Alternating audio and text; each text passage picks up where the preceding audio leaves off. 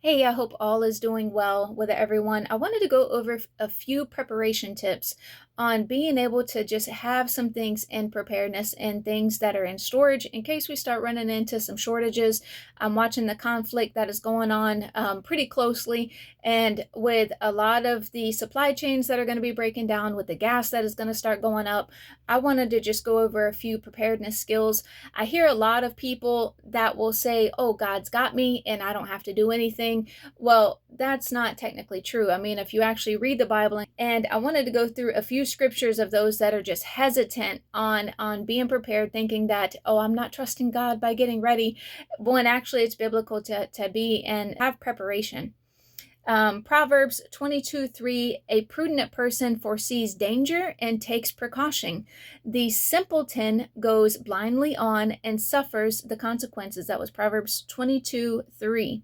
1 Timothy 5:8, anyone who does not provide for their relatives, especially for their own household, has denied the faith and is worse than a unbeliever. Genesis 41, Joshua interpreted Pharaoh's dream. That was the 7 years of prosperity to get ready for the 7 years of famine. So that is just clear verification for me that it's important that we're supposed to be getting ready for the things that are coming. And it doesn't mean that you don't trust God, but it's because God has given you the wisdom to be ready. And for those that are hearing God's voice and he's telling you to get ready and you're not, I feel sorry for you, because we just don't know what's going to end up happening in the days ahead. Now, for those that you just don't have the means to provide for yourself, God's got you. And I fully have faith in that. He's got you and he's going to look out for you, because he'll send people like me and people like, so maybe some of your friends and your family members that are also trying to prepare ahead of time, that will be able to help you. But for those that can provide for yourself and you don't provide for yourself, well, I don't know what to say about that.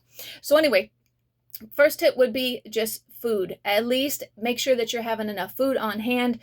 These are short-term storage foods. Goya is actually probably one of the better canned foods to prepare for, because they have a longer shelf life and the preservation period is a lot longer. And canned food normally can last anywhere from like 2 to 3 years past expiration date. So canned food is a good short-term food storage to make sure that you're having on hand, because these things you're going to have to be rotating them in and out, which I have not always been the best at.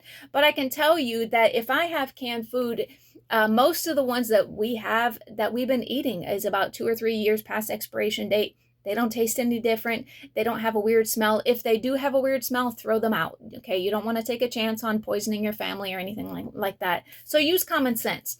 So canned food is a great short-term storage. What I like to do is use Mylar bags for my long-term storage, because these are lentils here, but I also do rice, I do black beans, I do pinto beans, and I'll put some salt, sugar. I'll put stuff like that in there just to make sure that you can have some seasoning with your meals as well, because you don't want everything to be bland. Obviously, some food is better than no food, whether it tastes good or not, but it's always more enjoyable when it tastes better. So anyway, these are lentils. They're extremely high in fiber. They are probably one of the more water efficient bean or pea or legume. Let me call it a legume to prepare. And if you have digestive issues, low iron, anything like that, these are amazing. I have a ton of them because I have one of those sensitive digestions, and I have to make sure I'm getting enough fiber. So these will last me 20, 30 years, so this is long-term storage. I don't have to worry about it. I don't have to worry about rotating it. If I need some, I'll just grab a bag and I won't worry about it. But for the most part, I really try to store this away and have them on hand whenever I need it. I'll have stuff like sardines. Try to buy stuff that you're going to eat. I mean, I have bought sardines before plenty of times, and I've never eaten one. But if I get hungry, I want to make sure that I'm getting the omega-3, because the omega-3 is great for your skin, is great for your brain, and it keeps it functioning. Plus, sardines are good for close to 5 years past expiration date. These expired in 2024, and I still have them, and I'm still going to hold on to them because these are still good to have. They'll probably be good with some rice or something like that. You can saute it up and make it taste good.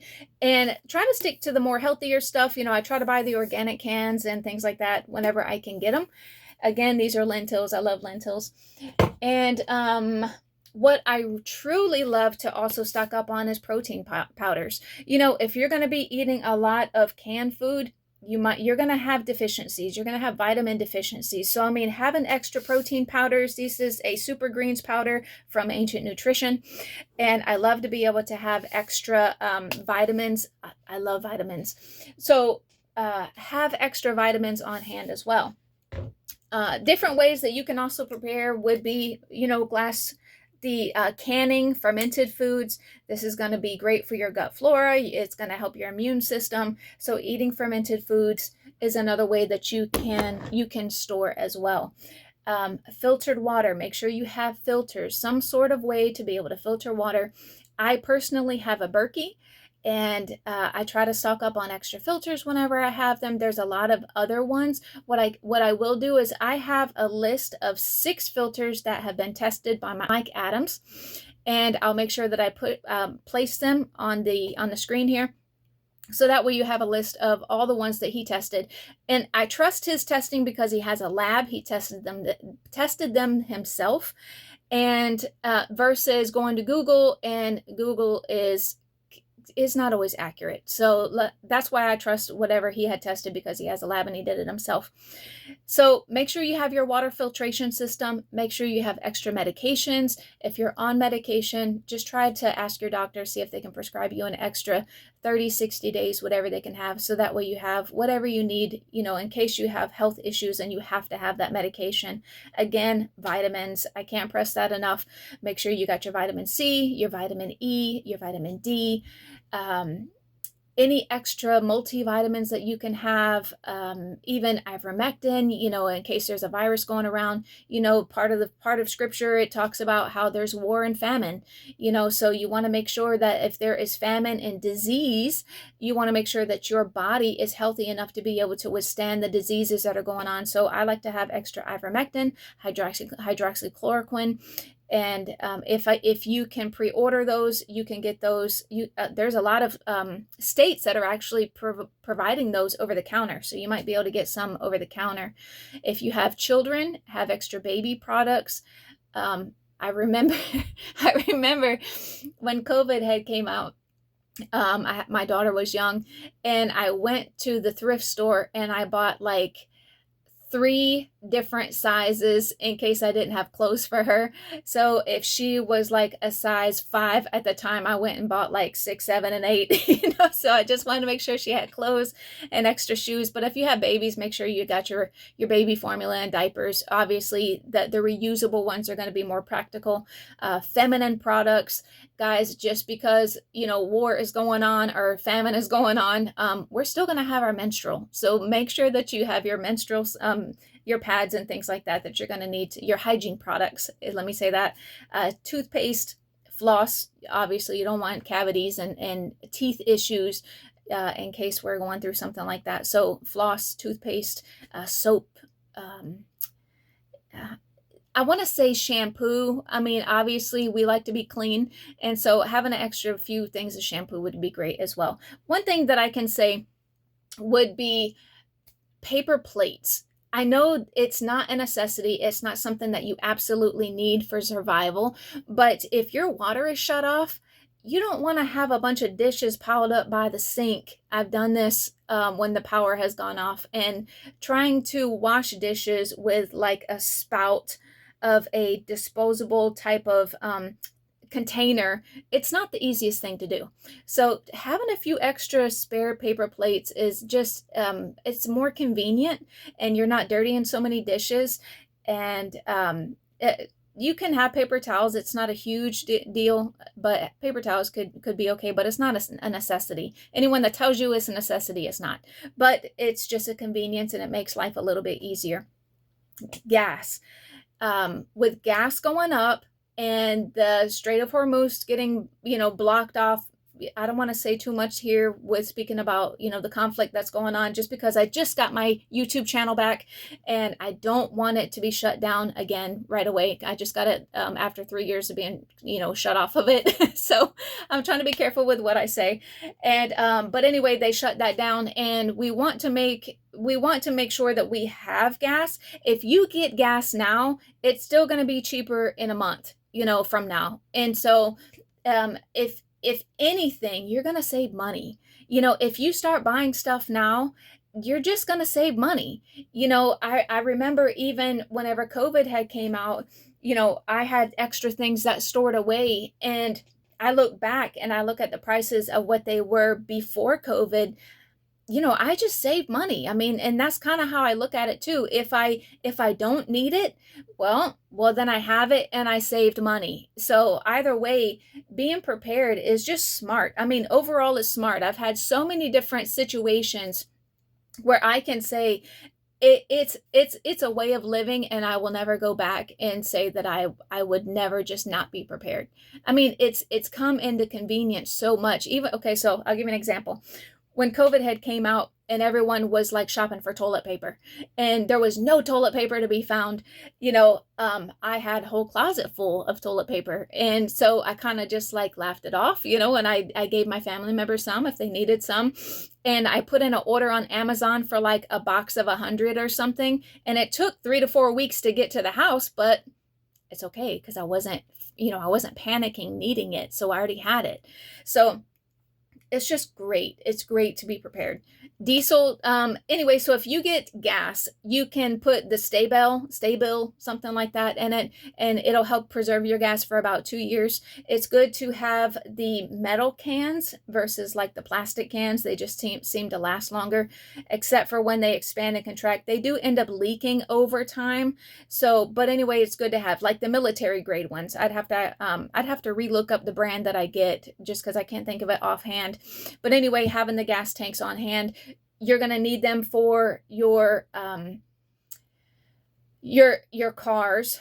You're going to need them for your generators. So having the ethanol free is going to be the best. It's going to store the best. So get the ethanol free one and then put the Stabil in it.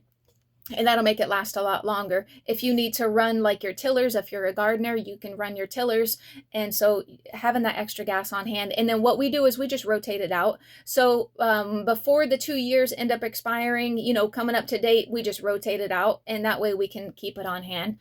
And that's come in handy. Even during hurricanes, we had a massive hurricane that had came through and knocked out our power for a week. And we had enough gas to be able to help our neighbor out, to be able to run his generator, until we had to drive like to a whole nother town to go get gas like 2 days later. And we were able to hold our neighbor over to be able to go get gas. So I'm telling you, it's such a blessing when you can be a blessing to somebody else. And so I just love that. I love that part. When I first got into being prepared, we approached it from a very selfish standpoint of like, this is mine, you can't have it, but as you start following God and God starts working on your heart, he's like, this is not why I have you doing this. It's not to just look out for yourself. You're not going to be the only one on the planet left. He's going to want to use you to be a blessing to somebody else. So that's just more satisfying than anything, to be able to help other people. Diesel stores longer. So if you have a tractor, you're going to need diesel. It's called a PTO generator that you can attach to your tractor to be able to convert it into energy. So, okay, so your tractor, your PTO generator, and then you can turn it into energy. So you'll be able to, get electricity like that as well. And you'll be able to do your gardening stuff too. And then propane, so that way if you need to cook outside, it's always wise to be able to cook outside and to be able to have propane on hand. And make sure you have backup animal food. So if you have dogs, cats, chickens, you want to make sure that you have that as well.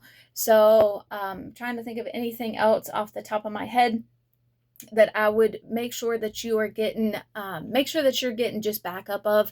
And that would also go for batteries, obviously. I would prepare like you're preparing for a storm, but probably more for long term.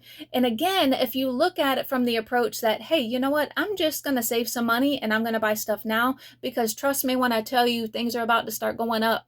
We were hoping that things were going to get better, that the economy was going to be recovering, but I have a whole thing that I would like to talk about on that, but I'm not going to be able to say it on here.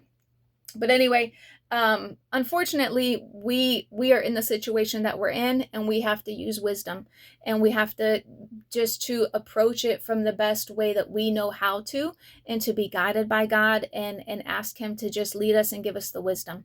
So I just wanted to give you that just word of knowledge of just being ready and being prepared. So anyway, and then other things that actually store long term would be honey and maple syrup and sugar and vinegar and salt. Like those don't have expiration, so you can always stock up on those. And vanilla extract and liquor. So I wouldn't recommend drinking the liquor, but I mean, you can make tinctures out of it and things like that. And wound healing. Oh, and medical supplies. Got to have some sort of medical supplies. I'll make other videos that are actually more in detailed as like specific things that you're going to need.